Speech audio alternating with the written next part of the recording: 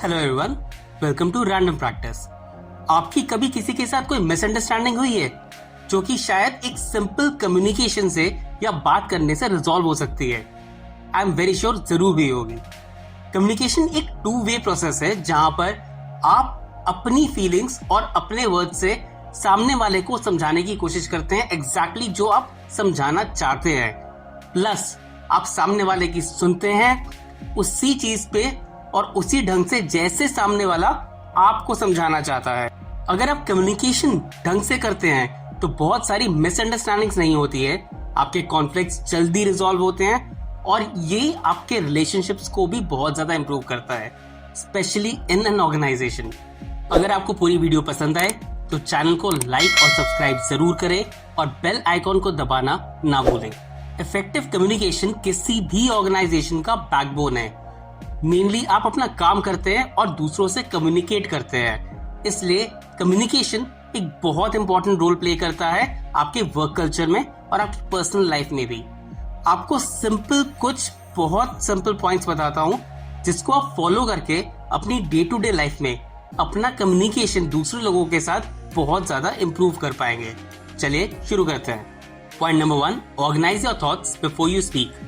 किसी भी कम्युनिकेशन से पहले इंपॉर्टेंट है कि आप जो कहना चाहते हैं एक बार अपने दिमाग में ऑर्गेनाइज कर लें।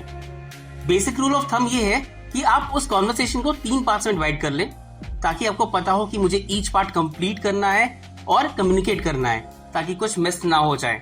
अगर आपको की कम्युनिकेशन बहुत ही लंबी है और बहुत सारे पॉइंट्स है तो बेहतर है उसे कहीं पे लिख ले, अपने फोन के इंडेक्स कार्ड में या कहीं और, जिससे कि आप कोई पॉइंट मिस ना करें और आपको याद रहे कि क्या बोलना है। इन केस आप कोई पावर पॉइंट प्रेजेंटेशन दे रहे हैं अपने ऑफिस में, मेक श्योर करें कि वो पावर पॉइंट प्रेजेंटेशन सब कुछ कवर करे, इंपॉर्टेंट पॉइंट्स को हाईलाइट करें, पैराग्राफ या पाई चार्ट, जिस भी चीज की आपकी जरूरत है, जिससे कि आप अपना पूरा मैसेज ढंग से ऑडियंस तक क्लियरली बिना किसी एरर के कम्युनिकेट कर पाए। उसे इसका इस्तेमाल करें और अपनी प्रेजेंटेशन को दें। Point number 2, keep your audience in mind. जब भी आप कोई प्रेजेंटेशन या कम्युनिकेशन दे रहे हैं तब आपको ये ध्यान रखना है कि सामने वाले का इंटरेस्ट क्या है, आप दोनों में कॉमन इंटरेस्ट क्या है और डिफरेंसेस क्या है।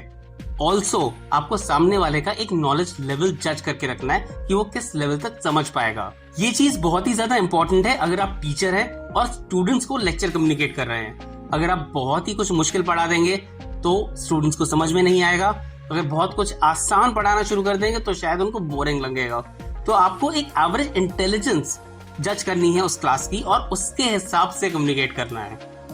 Point number 3, minimise external distractions to maintain focus. जब भी आप कम्युनिकेट कर रहे हैं मेक श्योर आपका फोन साइलेंट पर हो। The last thing you want कि आप एक बहुत ही इंपॉर्टेंट कॉन्वर्सेशन में है और बीच में आपका फोन बज जाए, उससे आपका फ्लो टूट जाएगा और वो कॉन्वर्सेशन इतनी सीरियस नहीं रहेगी जितनी कि वो पहले थी। अगर आपकी मीटिंग कोई कैफे में या किसी रेस्टोरेंट में है तो पहले उस वेटर को आकर ऑर्डर लेकर जाने दीजिए। जब आपके पास एकांत समय होगा उसके बाद अपनी कॉन्वर्सेशन स्टार्ट करें ताकि कोई बीच में आकर टोके ना।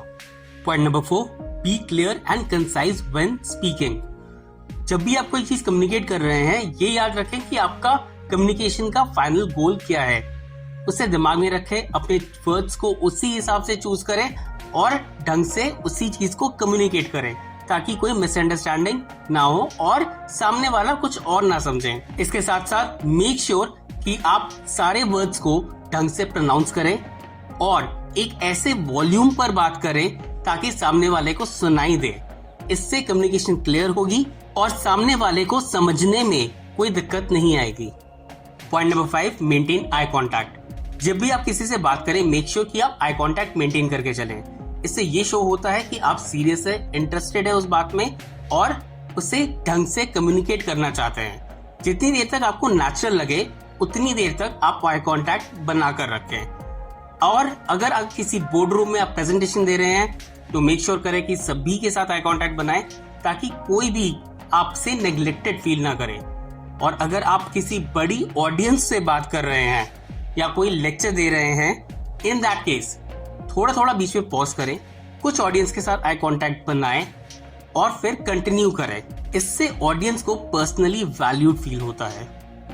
Point number 6, practice active listening skills. Communication हमेशा एक टू वे प्रोसेस है। आप कम्युनिकेट करते हैं और उसके साथ साथ आप सामने वाले की बात भी पूरी अच्छी तरह से सुनते हैं। जब आप सामने वाले की बात सुने, मेक श्योर कि आप पूरी बात सुने, उसके बाद 1 मिनट का पॉज लें, अपना आंसर फॉर्म करें और फिर रिप्लाई करें। बहुत सारे लोग गलती करते हैं कि जब सामने वाला बोल रहा होता है, हम बिना उसकी पूरी बात सुने ही अपने दिमाग में एक आंसर फॉर्म करना शुरू कर देते हैं, जो कि ज्यादातर समय गलत होता है। इसलिए सामने वाला क्या कह रहा है ये भी सुनना उतना ही इम्पोर्टेंट है और उतनी ही क्लैरिटी के साथ सुनना है जितनी क्लैरिटी के साथ आप कम्युनिकेट कर रहे हैं। Last point, be mindful when communicating online. जब भी आप ऑनलाइन कम्युनिकेशन में जाते हैं, जैसे कि कोई zoom call meeting, audio calls या वीडियो कॉल्स एक्सेट्रा, तो बहुत सारा रूम रहता है एरर का और मिसअंडरस्टैंडिंग का। तो बेटर है कि आप मीटिंग के बाद पूरी ऑडियंस को एक ईमेल ड्रॉप कर दे समराइज करके सारे पॉइंट्स मीटिंग के। और अगर आपको ऐसी कोई मीटिंग की ईमेल आती है, in that case make sure to reply. इससे ये शो होता है कि आपने वो ईमेल पढ़ी है। इससे कोई भी मिसअंडरस्टैंडिंग जो ऑनलाइन कम्युनिकेशन में हो सकती है वो नहीं होगी। बस आज के लिए इतना ही। उम्मीद है ये सिंपल स्टेप्स फॉलो करके आप अपनी ऑर्गेनाइजेशन में और पर्सनल लाइफ में बेहतर कम्युनिकेट कर पाएंगे।